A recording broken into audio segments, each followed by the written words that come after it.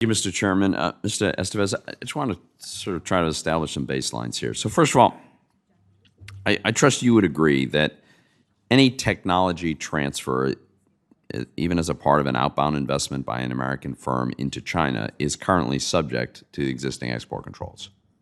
Yes, I would, Senator. Okay. So BIS, I think you just said, has the authority to block the transfer of really any kind of technology, intellectual property, blueprint, procedural know-how, software. And that doesn't end because a U.S. company has entered into, say, a joint venture with a Chinese company. That's correct. They would need a license if it was a protected technology. Right. So let me just to drill down on this and make it very clear. So if an American venture capital firm, for instance, is investing in a Chinese artificial intelligence company that has ties to the Chinese military,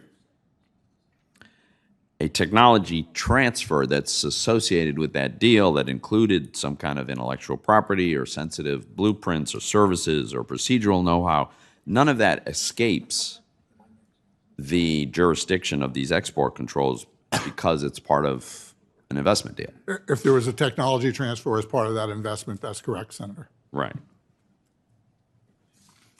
So likewise, if an American semiconductor firm, software firm, has a joint venture with a Chinese company can't just get, again, the sensitive technology, intellectual property, or any of that. They don't come out from under the export control. That's correct. It is a slippery slope once you start working with companies. So I guess the question becomes, is it your view that the BIS has sufficient authority to control the transfers of sensitive American technology to China? Yes, Senator. BIS has the appropriate controls to protect transfer of technology. Okay. So you've got that authority. But I think you've said that you think we still nevertheless need to have some kind of outbound investment review mechanism, even though you've just said we already have the authorities to prevent any kind of technology transfer. So I think given the limitations on time, I'm going to not ask you to explain fully how and why we need to have that limitation on investment when you've said we already have the full authority to prevent the technology transfer. I guess what I'd like to ask you is this. I think we all know that when Congress passed ECRA, we did not intend for that law to contemplate a regime to regulate and block investment. So if we're going to stand up a regime that empowers that, don't you think that that ought to happen as a result of specific new statutory action by Congress? I agree there should be statutory action. Okay, so we should pass a law. And that comes completely under the jurisdiction of the Banking Committee, so the sensible way forward would be to have hearings on this to understand the need for this. I'd like to have you back for an occasion where you could explain why you think we need this, given that you've already said we have full capability to block technology transfer. I assume you would support and work with this committee on that. As you know, Senator, I would always come before this committee if asked. Let me ask you this. If a foreign company violates our export controls, is that sufficient grounds for putting that company on the entity list?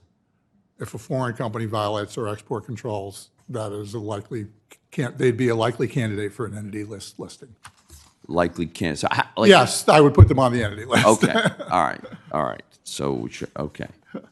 Now, last year, China conducted 2 hypersonic missile tests, which Chairman of the Joint Chiefs, General Mark Milley, described as being very close to a Sputnik moment for the United States.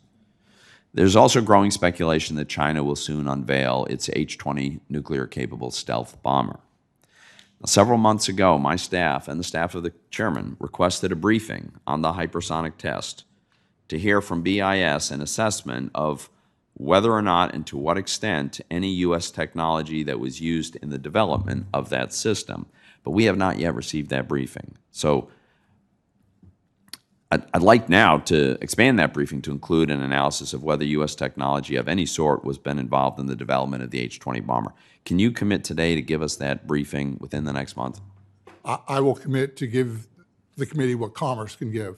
The reality is that's a much more complex problem that involves other agencies, including the But we haven't had the BIS briefing. I'm happy to, Senator, to give what BIS has. And we can do that within a month. Yes, sir. All right, thank you, Mr. Chairman.